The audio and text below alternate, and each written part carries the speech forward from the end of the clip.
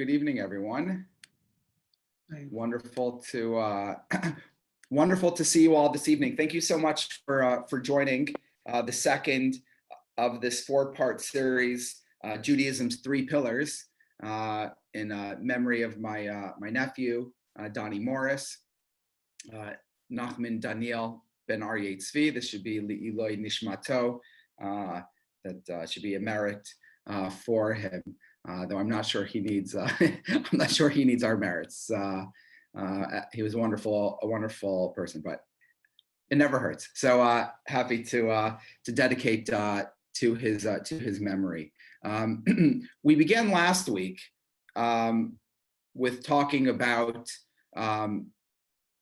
this idea of three pillars in Judaism. It's a notion which we saw in Pirke Abot, and we'll return to that in a moment.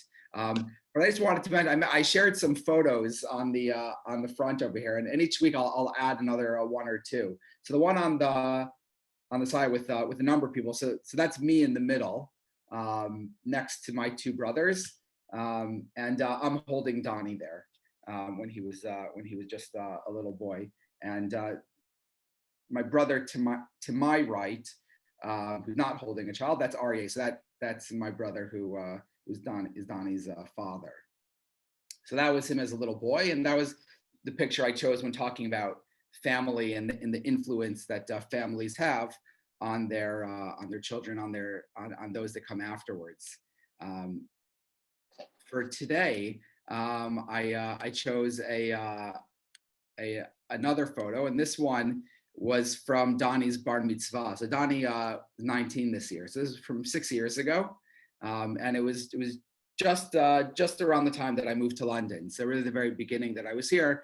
So that was him in his synagogue in New Jersey, and I thought that was appropriate for today's class. We're talking about avodah, worship, because of course as a bar mitzvah, he at that point was able to make up the minyan. And we'll talk a little bit about the notion of minyan in tonight's class.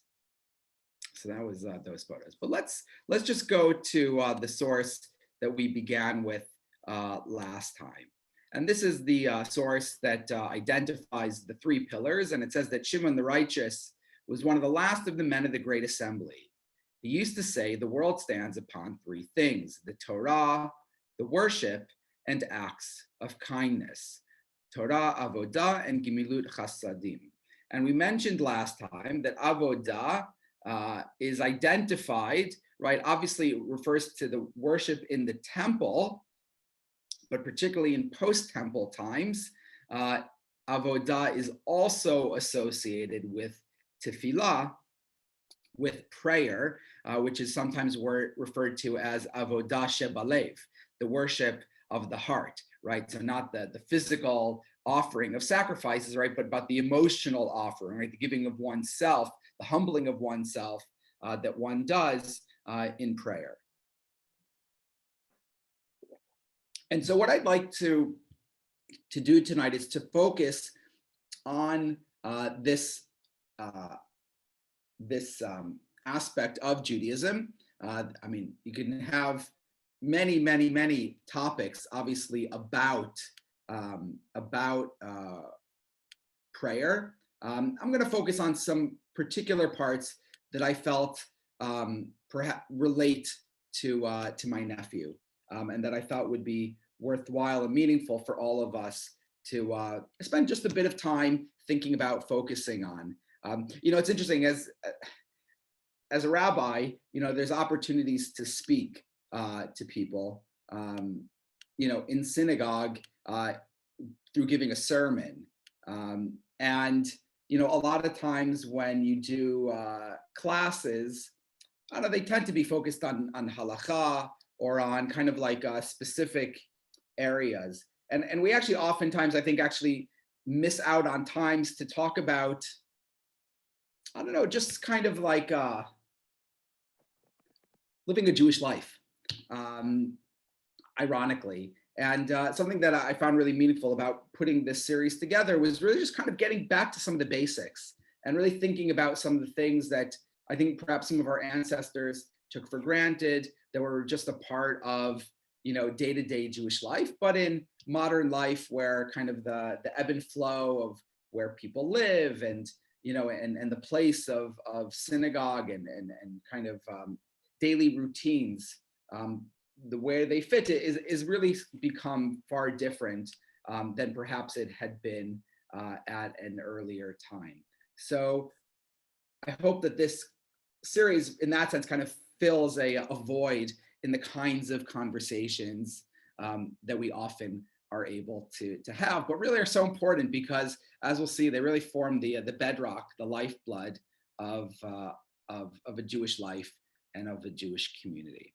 And so, in thinking about avodah and thinking about worship, I'd like to start with the following source.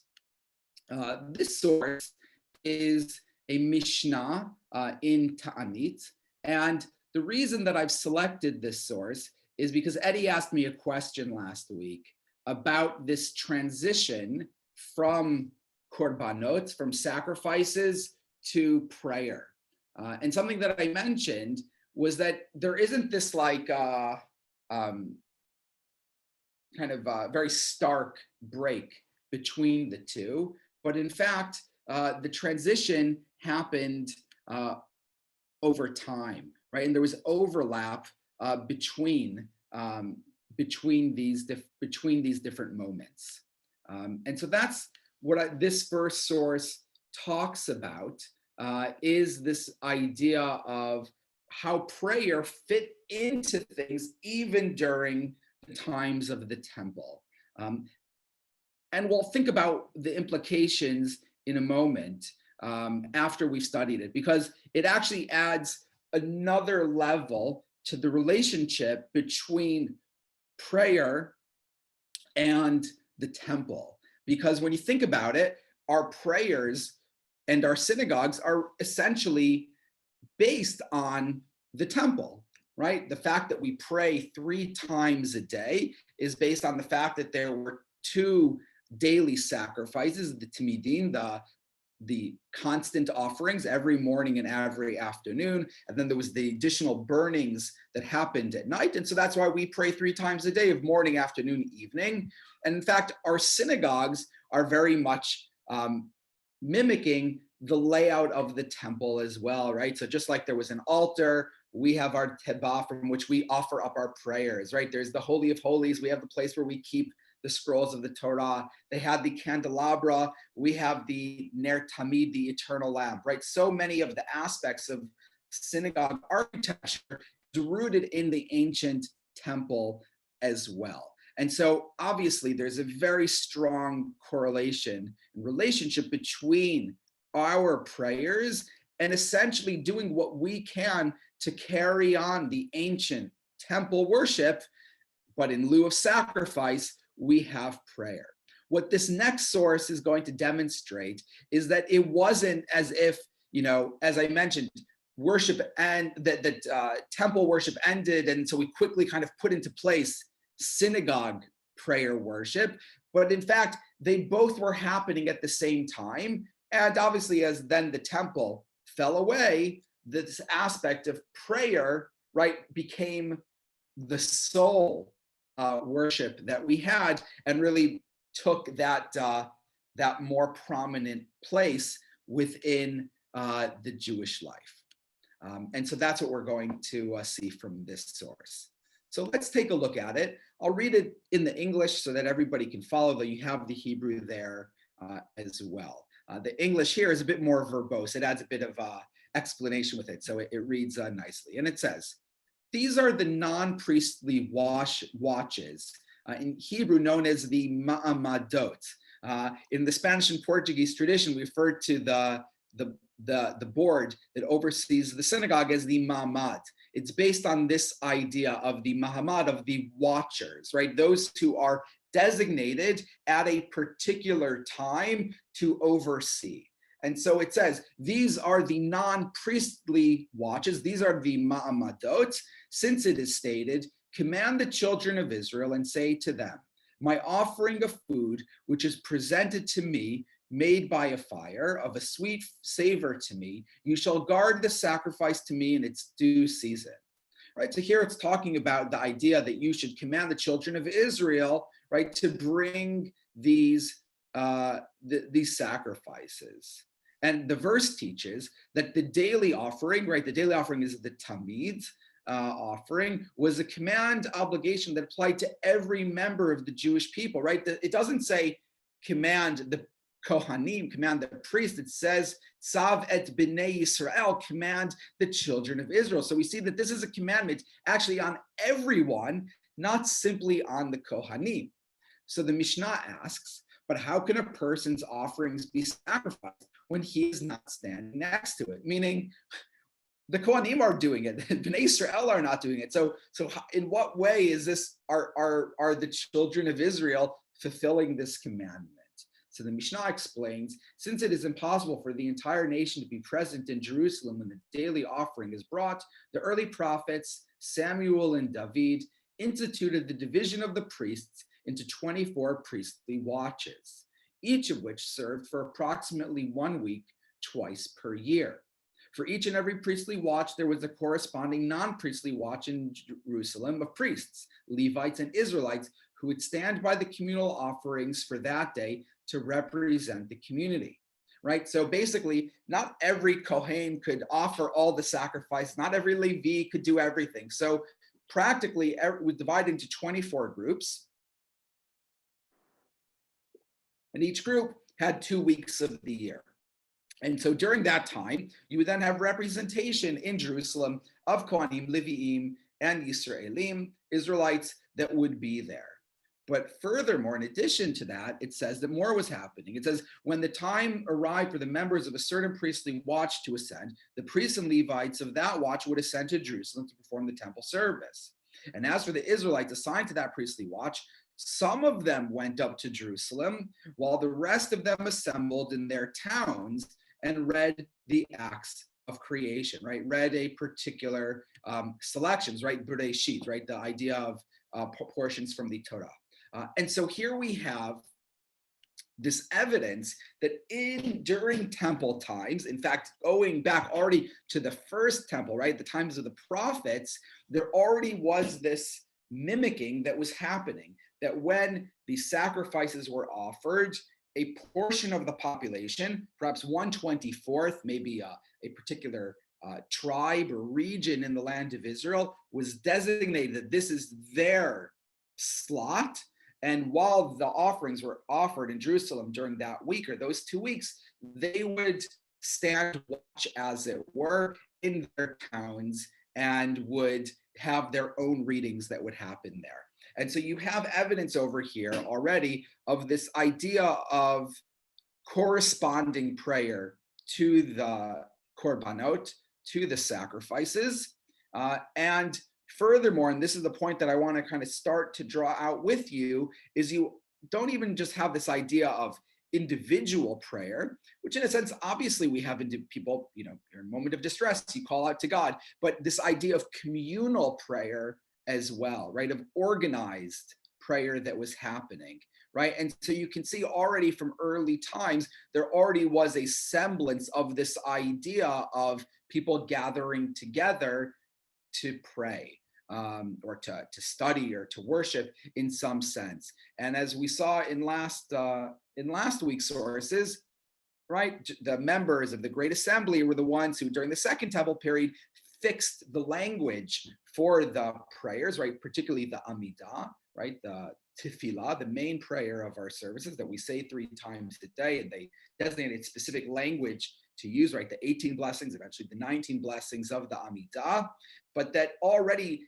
they were simply fixing it. It was already happening for quite a long time that people were gathering and people were praying, and they simply started fixing the exact language that would have been used for those prayers. And as I mentioned, as the temple worship, right, fell to the side, so there already was this pre-existing structure in place of communal prayer, and it simply kind of became further elevated, that instead of corresponding to the times of the temple worship, it now was in place of the temple worship.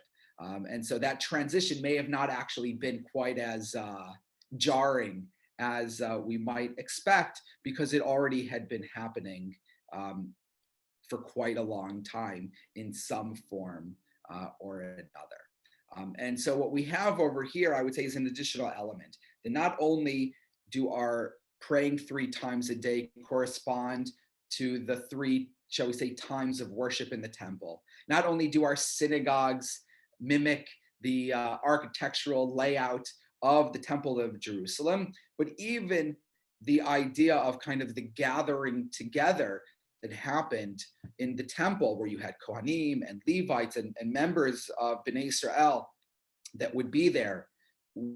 Our prayers themselves, the fact that we pray together, right, as a quorum, that's something that also was meant to mimic and to maintain what had happened in the temple and during temple times as well. And so really, so many elements of our tefillah today really is carrying on, right, to use kind of a more contemporary term, the sacrificial cult, right, the avodah, the actual worship of the Bet HaMikdash. And we simply substituted, as it were, sacrifices for prayer instead.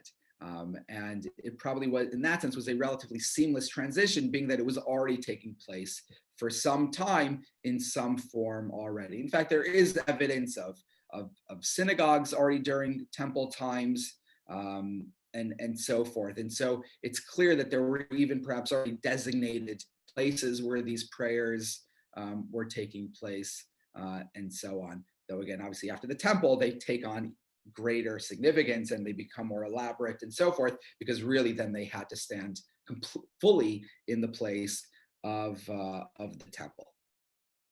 And so what I'd like to do is to just explore a little bit more this idea of communal prayer, which is something so central to the avodah. And so here we have a source from the Shulchan Aruch, right, which is Rav Yosef Karo, who wrote in the 16th century. This work is magnificent. He was actually born in Spain in 1488.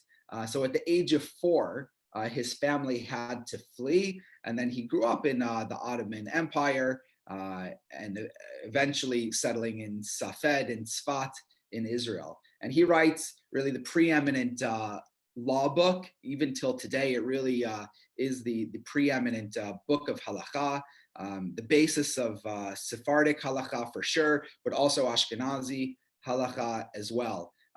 And you can tell from his writings, he was trying to hold on to preserve Sfarad. He's trying to preserve Spain, which no longer perhaps was a physical reality for Jewish people, but it would continue to be a spiritual reality, right? To preserve their way of life that they had in Spain, their way of living as Jews, that would now be able to continue wherever it was that the Sephardim went. And he says over here the following rule. He says, a person should make an effort, right? And yishtadel, it's almost not strong enough. Yishtadel means like a person should almost like make great effort. A person should make effort to pray in the synagogue with a congregation. And if he is unable to do so due to extenuating circumstances, such as he is not able to come to the synagogue, he should intend to pray at the time that the congregation is praying. And so here you have this beautiful idea, right? That ideally a person should pray with the kahal in the synagogue. And so important is that idea of communal prayer, that even if a person, for whatever reason, can't make it to synagogue and therefore still is obligated to pray, and so a person instead is going to pray at home, they should make sure, or should do their best to pray at the same time that their community is praying in synagogue. So let's say it happens, that on a weekday morning, you're not able to make it to synagogue to pray, and you know that in synagogue they pray at 7:30. So for whatever reason, you can't make it to synagogue because you're away on business in a different town, you're not able to get there. So you should still try to pray at 7:30, right? That you should still have this notion that you are praying together with the rest of your community, right? So you can see here this idea, like how important, how how significant this notion is of praying as a tzibur is that you should do it ideally, literally together as a tzibur, but if not, then at the very least, at the very same time. No doubt there's practical reasons for this. Certain prayers that one can only say with they have the minyan. But again, I think from what we've seen so far is it goes deeper than that, because there's this idea that there's an element of prayer which is communal, because of course the sacrifices that prayer is based off were not individual sacrifices, but were the timidim, the daily sacrifices, which all of Israel, in essence, were commanded to bring. And so there's this idea that when we bring a sacrifice, we all bring it together. And so when we pray, we all bring that sacrifice, we all bring that prayer together, right? And so that idea of doing it communally is at the very essence of what Jewish prayer is all about. And so while yes, there is this idea that we still have the personal obligation to pray, but there's definitely an element that the ideal way to do that prayer is as a tzibur, which is what the sacrifices themselves were, and which was practiced by our community, right? Even during the times of the Beit HaMikdash, even during the times of the temple. Okay, so let's take this then just a little bit further. But before we go on, does anybody have any questions?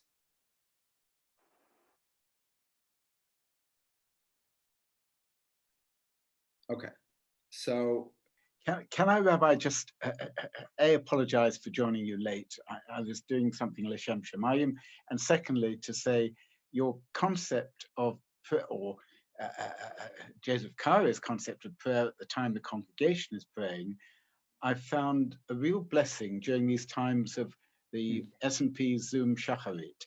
And Nachala for one of my dear sisters the other day, a few months ago for Jenny's mum, and on the next day my mum. So there's something very much in it.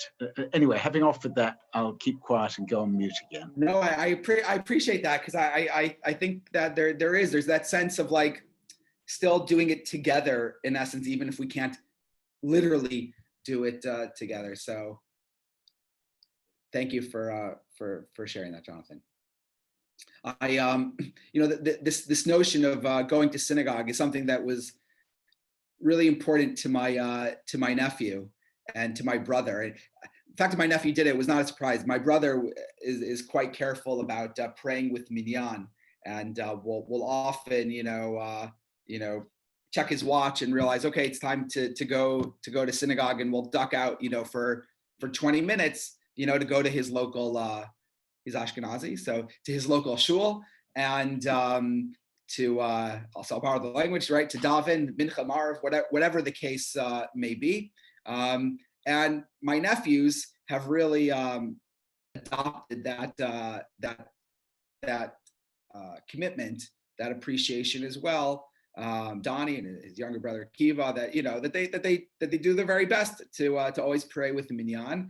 It helps if you live locally to a synagogue that has tefillah 3 times a day, that you can just kind of be there in 2 minutes and have the minyan, and that it doesn't have to be like a whole ordeal. Oh, we're going to shul, that it's part of like your daily routine. Of course, you go to the synagogue, you pray with everyone else, and then you go to work, you go to school, you have dinner, whatever it is, but that it's really just kind of part of your fixed routine. So I really just wanted to start by saying, this definitely was a hishtadlut, an effort that my nephew definitely made. But he took it even further. But I think this is already an ideal for all of us to aspire to, right? This idea of praying together, and I would say just having a deeper appreciation of the significance of praying with other people, because that is at the very core of our synagogue temple service that we do.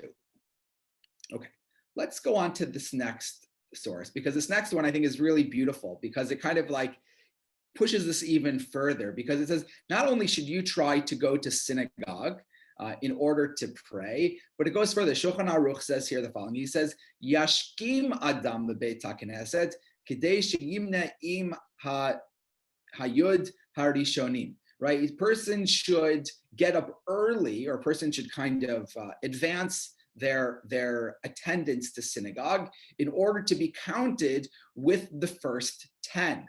So we know that a minyan is made up of 10 men. And so you have this notion that there's something really valuable about being one of the asara rishonim, being one of the original 10 to make it to the synagogue, and there's something special about it. I mean, I be in a synagogue and we'll be waiting for the 10th person to turn around. You see the 10th person walk in, and you can say Kaddish, you can carry on with the prayers. And there's something special about knowing that you're one of those people who are facilitating the minyan to carry on. So I know we have many women who are watching as well, and so this class is a bit more male centric. So I apologize for that. But there is, I would certainly say, for men who have the mitzvah, this particular mitzvah to pray 3 times a day. Of course, women have the obligation to pray every day, but this idea of praying 3 times a day, and ideally with the minyan, and the idea of then for a man to be able to kind of be one of those people that enable the prayers to happen it's significant. It's something that feels quite powerful, and I think that's something that that shouldn't be that, again, a person should appreciate. And I think a lot of times people kind of focus more on I only want to be in synagogue for so long, so synagogue is going to end at 11:30.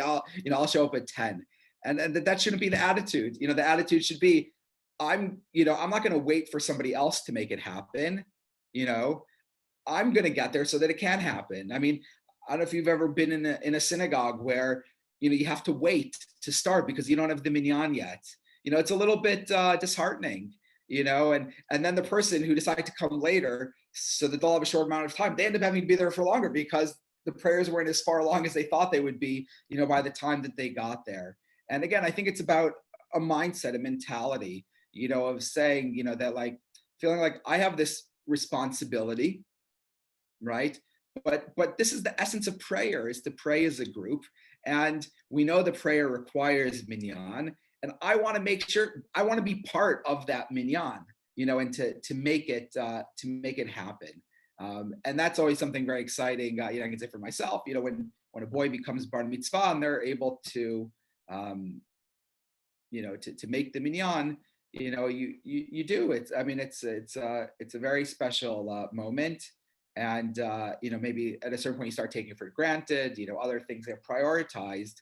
But I think this is perhaps a reminder to to always do our best to not just go to synagogue, but yashkim adam, but right to get up early to go to synagogue as well, right? It shows that that fervor, right? That appreciation, the way that we value that. And my brother, often remarked that my nephew would wake him up in the morning and be like, we got to go. They thankfully live in a very large Jewish community where if you get to the synagogue too late, you may not actually even get a seat.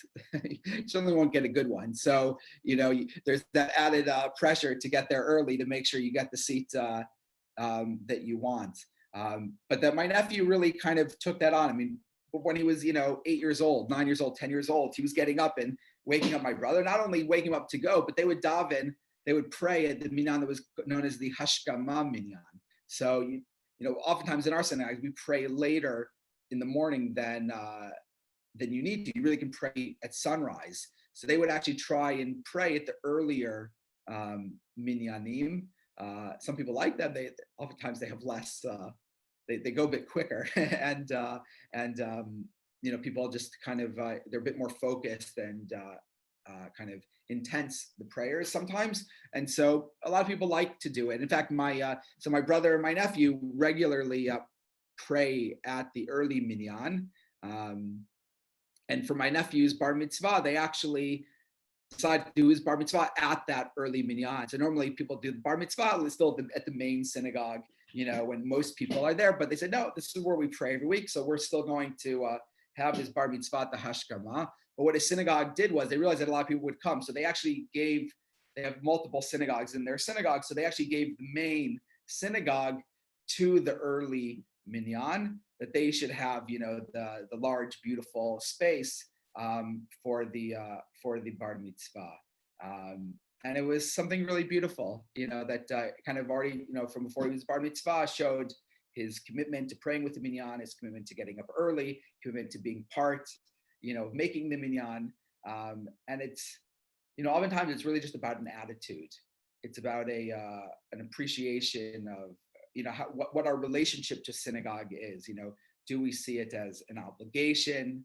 Do we see it as, something we do because we're worried, there won't be minyan without us, but if we take the attitude and say, I just want to be a part of it. I want to be part of the tzibor. I want to be part of the community. I want to be part of the Asara Rishonim. I just want to be part of Jewish life.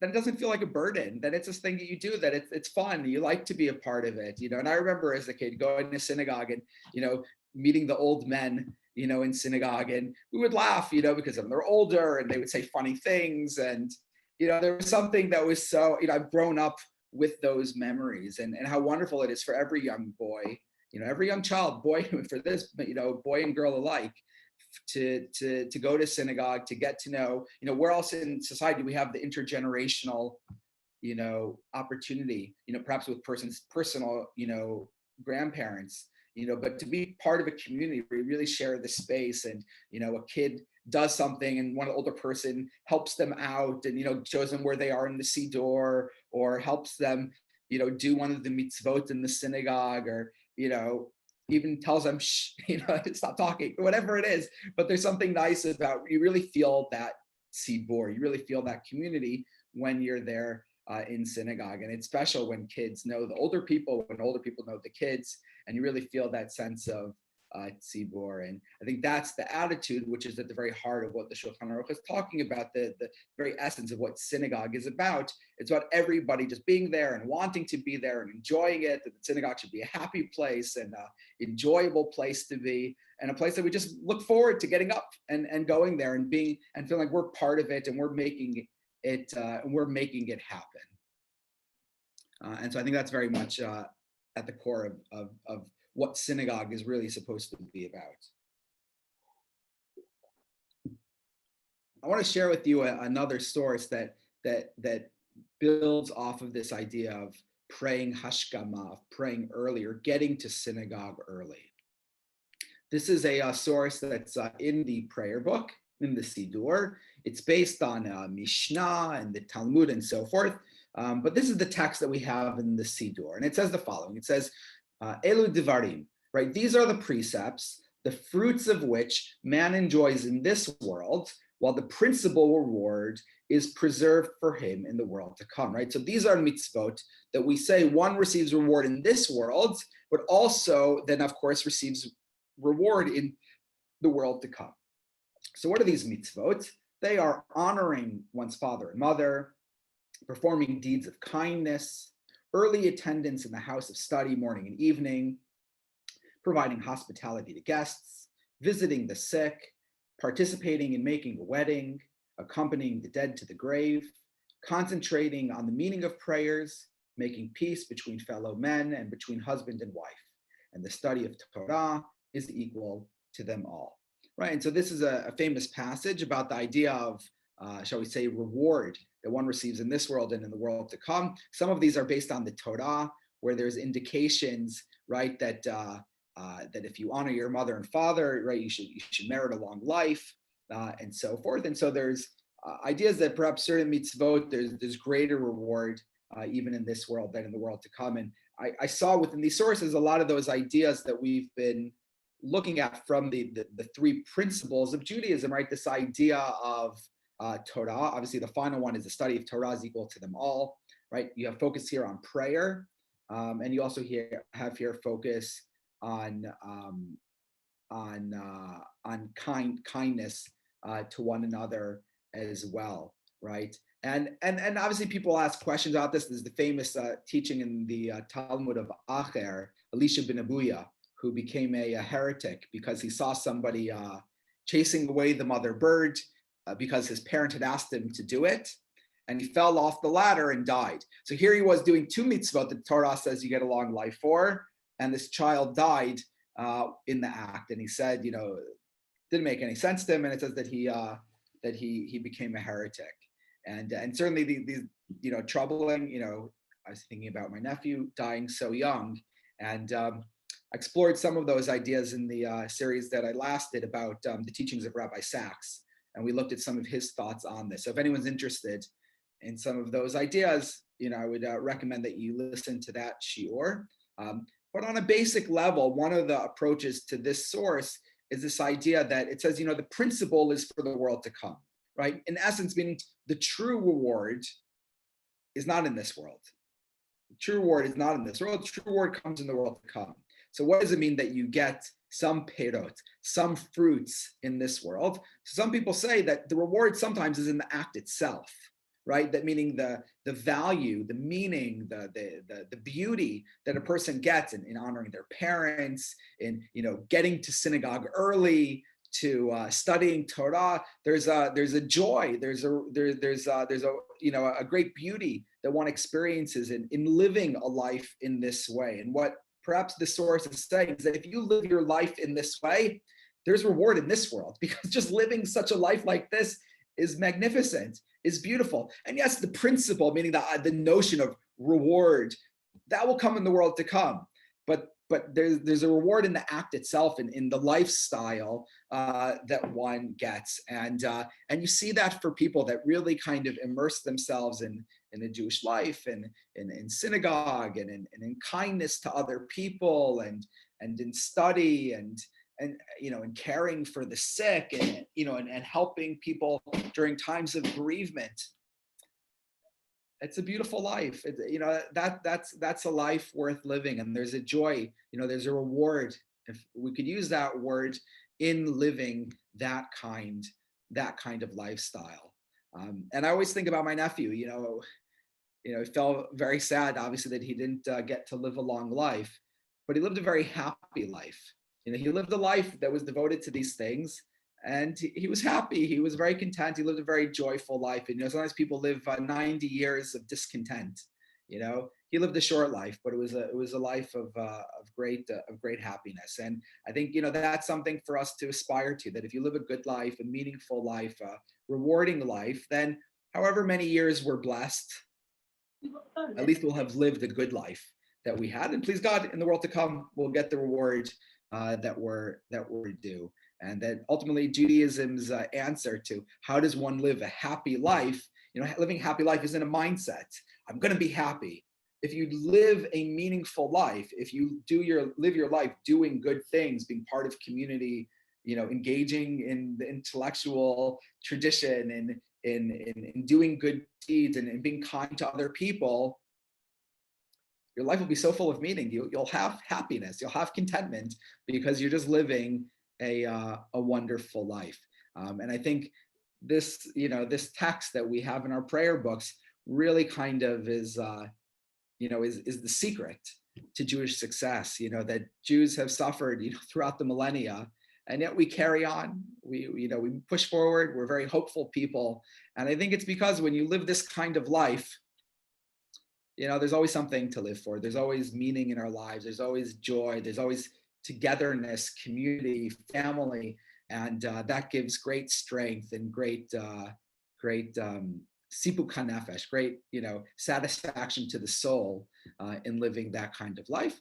And please God, one day, after 120 years, please God, we'll then have the ultimate reward. But there is reward in this world, and perhaps the reward we get in this world is simply by living this kind of life. That is reward enough. So let's just move on then to one additional idea regarding prayer, which I think relates to my nephew, but I often think about it within our Spanish and Portuguese community as well.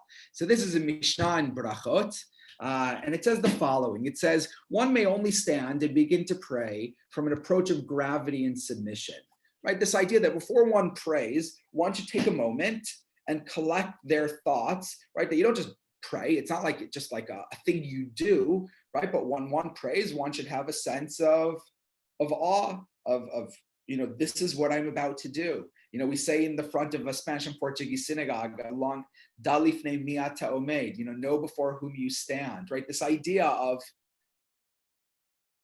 collect your thoughts, where are you, before whom are you standing? What is it that you are about to do?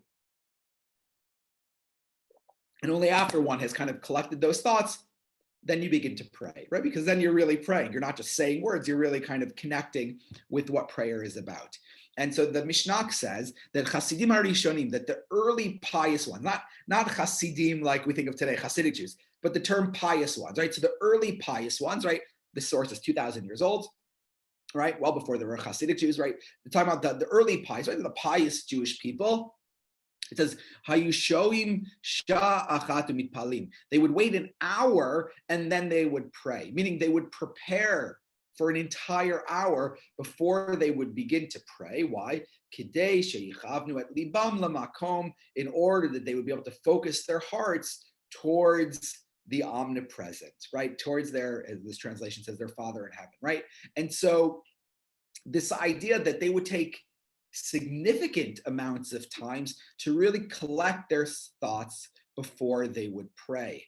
And what's wonderful about this source is that in essence, this is something that we actually do today, because when the early sources talk about tefillah, talk about prayer, they're referring specifically to the Amidah, to the prayer of the 18 blessings and 19 blessings during the week. Obviously Shabbat, it's much shorter, right? The prayer that we refer to as the Amidah, where we literally stand, and one is supposed to imagine themselves as standing before God, right?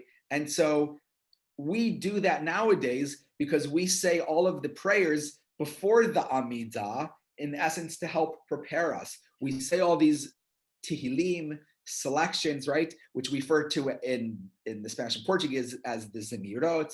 Other communities refer to it as the Psuke de Zimra, right? We recite all of these selections from Tanakh, from the Hebrew Bible, that are meditations on God and on nature and on the world. And they're supposed to lift us up and to think about, wow, what an amazing world. Look how beautiful it is, how wondrous it is, how much nuance and detail, how amazing, creation is. And when a person then kind of has been meditating on that for some time, now you can stand before God and you can praise God and you can beseech and you can, offer thanksgiving. And all of that can happen right after that time. So in many synagogues, even on Shabbat, Psuke de Zimra take, 15, 20 minutes. But Baruch Hashem, in the Spanish and Portuguese, it takes an hour. We literally are the Hasidim Harishonim. We are the early pious ones, because the Mirot in our synagogues takes an entire hour. And for some people, it's like, I'll show up at the end. I'll show up the last 15 minutes. But I'll tell you, to be there for that entire hour, it's the best part. It is the best part of being in synagogue, is that first hour. And often it is a bit quiet. Please God, we should have minyan for it, so we can say all of the different prayers. But that Zemirot, they're beautiful. They're absolutely beautiful. And they do, after you've had that hour of those songs and beautiful, prayers, at that point, you really then are ready to kind of engage in Shacharit, in the Amidah, in the rest of the prayers.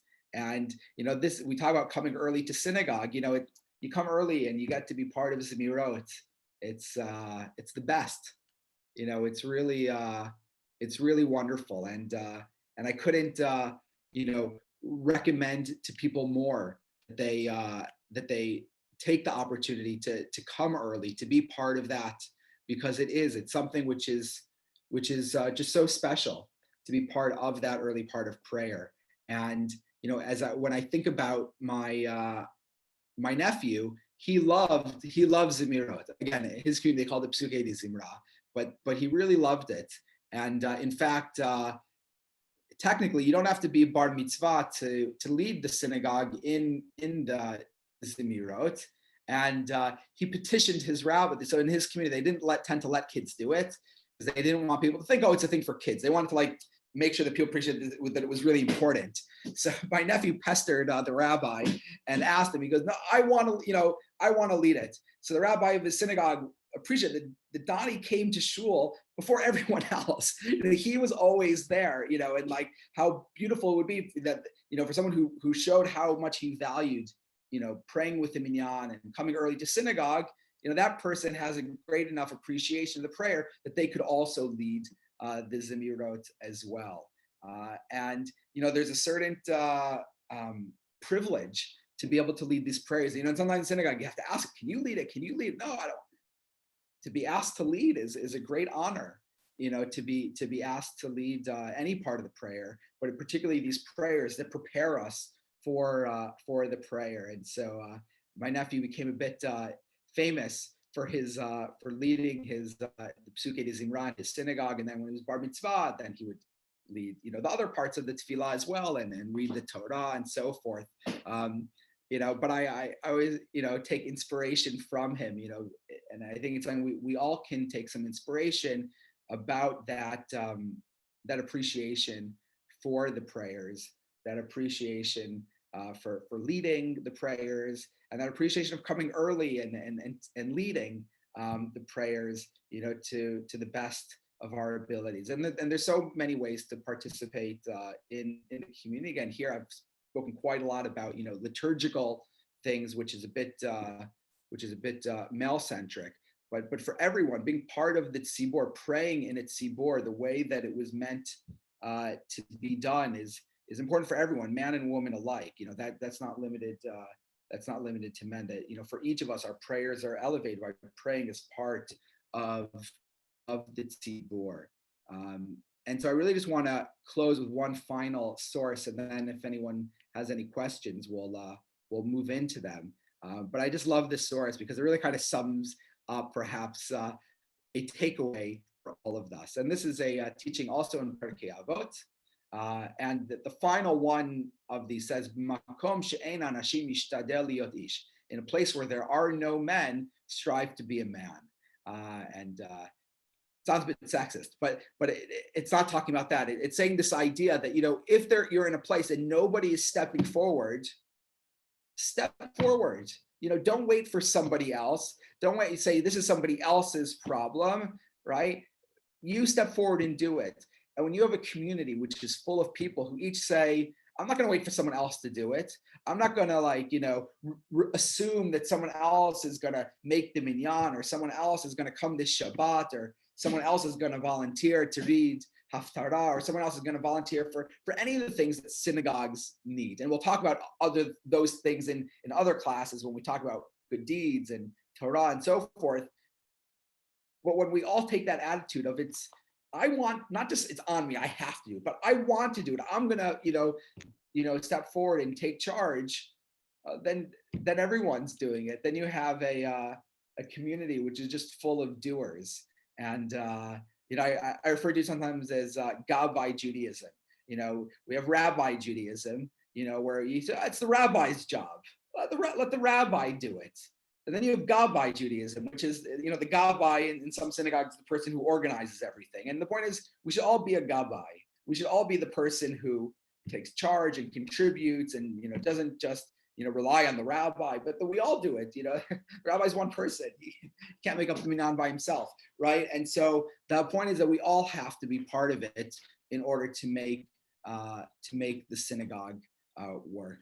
And that was something my nephew really showed and I think demonstrated, and really, for me, really inspired a lot of this class and thinking about this idea of coming early to synagogue, wanting to lead the prayers, being there for Zemirot, for Psuke de Zimra, wanting to make up the minyan. In all of those ways, he really showed, what a beautiful way it what a beautiful way it is for all of us to kind of really engage with synagogue life, not as, okay, if I have to, but there's a way that this is the ideal. This is the way it was during temple times, that we prayed communally, that we, that even the korbanot that were offered by the Kohanim were actually all of our sacrifices, and our, and we all have to participate in order for our prayers to be done in the ideal kind of way. So may my nephew's memory continue to be a blessing, and continue to inspire all of us to continue to be better Jews, more committed, and in this context to really appreciate the blessing we have as Jews to live a rich synagogue life. But wonderful to see everyone. Thank you all for coming. Next week we will continue with the next one, and we're going to focus on the part of the teaching of Torah. We said it's the three things: Torah, Avodah, Gemilut Chasadim. Next week we're going to focus on Torah. Thank you all for joining tonight, and I wish you all a pleasant week. Shavua Tov. Thank you. Thank you. Thank you very much. Yes, Thank you, Shakar. Rabbi. Thank you very much. Hazak Baruch. Yes.